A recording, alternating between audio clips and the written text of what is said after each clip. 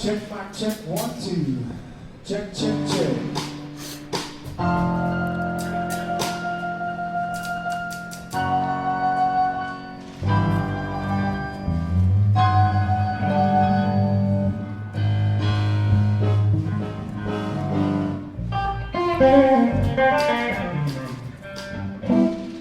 Check, check. We met, Seth was opening a show in 2001.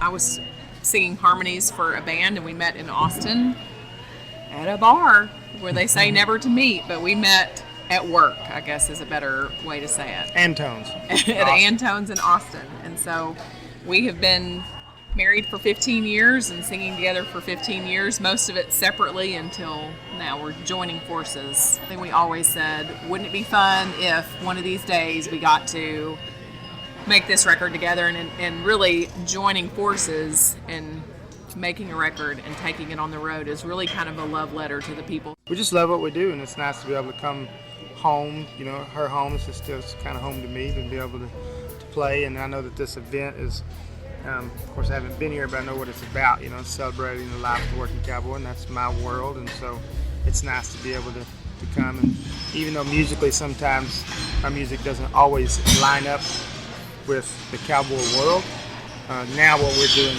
does more so than what I've done in the past. So it's nice to be able to come here in a fit way, not just like, hey, here's the cowboy guy that plays the blues, let's have him because he's one of us, even though he doesn't really musically belong here.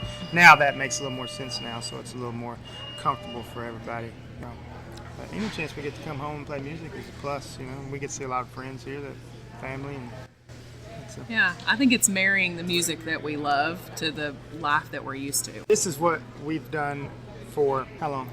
I've done this for 20 years basically, for a living. I started and so 2001. about 4 years ago, I pretty much retired from the 250 days out of the year way of doing it because I have kids and life's priorities have changed. So in terms of music now, we do this because we love it. We don't do this for a living anymore. You know, it's not that that's a bad thing if somebody does make a living for it, but I can't raise kids and be a dad and be gone 250 days a year. So we work from home, and we do this when it suits us, and with like-minded people.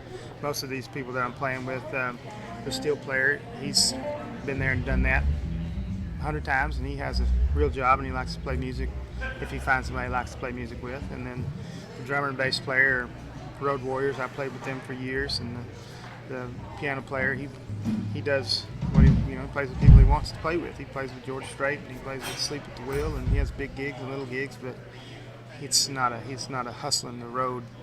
We're not old men, but we've kind of done that, so we just kind of settled in a good spot where we get to play music in the forefront, then everything else will fall in line where it's supposed to. If you can make a living doing it, wonderful, but I would focus on enjoying it first and growing and getting better all the time.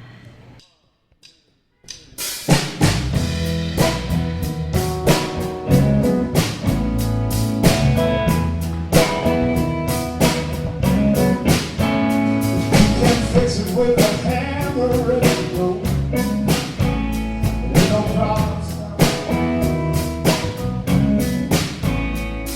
We'll come out with some heavy.